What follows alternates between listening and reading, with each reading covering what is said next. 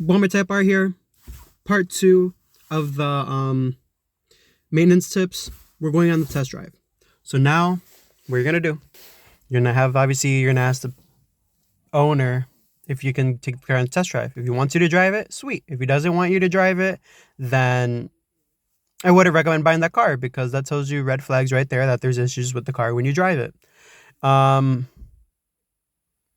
now, obviously hop in your seat, passenger side, grab the keys. Yes, obviously you ask him for the keys, you grab them. Clutch in, like any manual car. If it's your first time driving a manual car, clutch in. Start the car. You want to listen. If he starts talking to you, tell him, slow down, be quiet, I'm looking for engine sounds. Because if he talks when you're in the middle of starting the car for the first 2 seconds of it starting all morning, you can hear the sounds with the engine cold. You cannot hear it once the engine is warm. You have to wait for the engine to be cold, and you can hear your sounds. If the engine is hot, you can hear for other sounds too. So tell him, calm down, I'm looking for sounds, and I'm listening for stuff. So now, you're gonna look in your cluster. Is the check engine light on? No? Good. If your airbag light is on, no good. Some states with the airbag light on, you will not pass inspections. So take that in consideration. Connecticut, airbag light does not matter. They just don't want your check engine light on, or else you will fail emissions. Brake, that's easy. If that is on, that's because your e-brake is on. So see how that went off? Seatbelts, make sure your seatbelts are on, obviously. I'm sorry about that. Music just randomly plays in the background. So now the car is started. It's idling. Here for your heat. So your heat's on. It's on full blast. You can hear it. It's on. Perfect. It's off. Hear it. It's off. Press some buttons, you know. Make sure those work. You hear it coming from the top vents. You can hear it.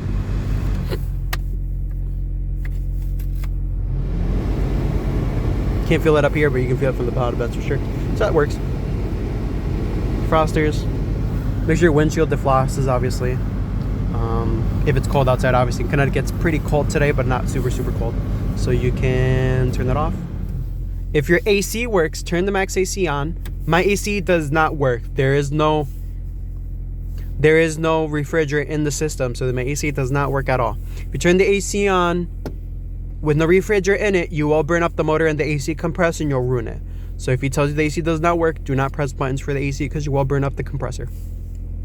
Make sure the recirculation works. So what this allows you to do is keep the hot air inside. It does not go out through the back, because you have vents in the back in the trunk area. So make sure that works. Make sure it's staying warm in here. Make sure your back windshield defrosters work. Mine's are back there, obviously. So make sure those turn on. Those work. Make sure you look behind you. See, my window tint's all messed up. Make sure this isn't all cracked. Adjust this reasonably how you want. So if the car is pretty decently warmed up, you want to make sure for that gauge too. So I'm trying to zoom in. That gauge right there. Make sure it reaches to medium temp always. Make sure you have enough gas before you take it. I have taken cars to test drives and they've been absolutely at E, which isn't fair. You want to be able to have enough gas in there to test drive it and drive it like you stole it. If it's a sports car, again. If it's just a regular car, I think you would have to do the same thing for regular cars too, because some people don't really like drive their at that. Put it back to 1. That's more believable. So you want to look around, get out of the car again. You can do this while you're waiting for the car to warm up. Look, you're around, give it a couple reps. Check to make sure you don't hear any leaks or any rattles underneath. I hear a little tat tat tat tat tat tat sound, but that's for the lifters. So if that's a deal breaker for you, ask the owner what's going on with that lifter check. If you don't hear anything and it sounds smooth when you go like this, then you're good. Look around. Listen to the exhaust. See how smooth that sounds? When I bought this car, it had a very, very deep misfire, and you could hear it. So how a misfire sounds is you'll hear it go whoom, whoom, whoom, whoom, whoom, whoom, whoom, whoom, whoom. That's the best way to kind of describe it. So if you hear it go whoom, boom, boom, boom, boom, boom, boom, boom, boom, boom, then there's something probably going on with the engine. You want to smell the exhaust too, not for long, just for a little bit. I don't want you dying out here. Smell it. It smells sweet, and you're burning coolant. The exhaust, you want to see if it's white, if it's black, if it's blue, it's burning oil. Look around. So you see exhaust, everything looks fine with it. You're gonna hear any rattles underneath. I can't get under this car to show you if there's any rust or not, but usually that's a deal breaker for most people. So make sure you climb underneath and make sure that there's no rust. If you can, jack it up. If he does not let you jack it up with your own jack, that's a red flag sign too. So the car's on. You can pop open the hood.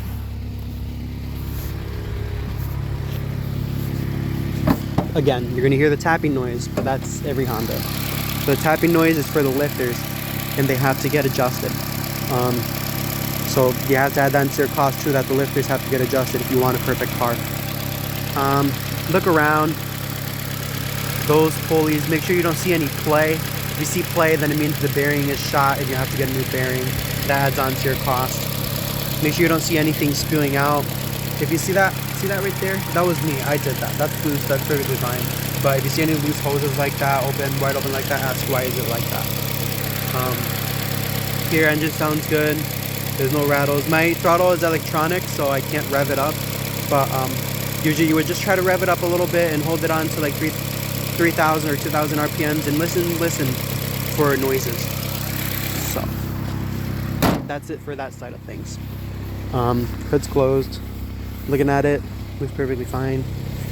Looking around, make sure nothing looks weird or sketchy for your test drive, because now you're going to test drive it. So now you're ready for your test drive. As you can tell, car is about to be warmed up. No check engine light still. It's idling perfectly fine. If you realize the car starts idling with a woong, woong, woong, woong, woong, woong, do not buy that car, because that means it needs something for the idle air control valve if it does have one. And if not, then there's some issues somewhere. If you rev it, I'm going to show you this example right now. And it does not let you go past 3. And it just holds at 3. There's something going on with the mass airflow sensor, or something that regulates the air with the car or the fuel. Do not buy that car, because most probably the check engine light is going to be on. That's considered limp mode, and it will not let you go past 3. Do not buy that car. I bought this car like this, and it's a nightmare to find out what it is. So now's the perfect time for the test drive. For the test drive, what you want to do, sorry, there's like a microphone here or something, is you want to test out your speakers, shift the car, make sure it goes into gear, and when you do give it sauce, it does what it's supposed to do. So that's what I'm going to do right now. I am going to try to prop you guys up as best that I can possibly do. Try this. Oh, look at that, fantastic. I didn't even think that was going to work, but I guess it did. So what you want to do is clutch in, put into gears. Make sure it goes into gears. Obviously, this is for manual cars. Make sure your gears work. Make sure those gears are work. They're shifting fine when you're in a stationary set. Everything works. Perfect. Now, this is where I'm not going to focus as much on you guys. You guys are just going to have to listen to me and not really like make your own judgment, but almost like try to understand. I'll try to get into deep detail as possibly can, but you won't know until you actually like test drive the car. So we're gonna go on a test drive. So you want to put your seatbelt on. I'm gonna take it around the block, then I'm gonna take it on the highway. So obviously on this point you want to be playing your music or something, then that's perfectly fine. You can absolutely do that. But my personal advice is don't have it blasting, just have it light up until you get on the highway and you actually start hearing the car. But I wouldn't recommend having it on at all. Let me get right back up with you guys. Give me a second.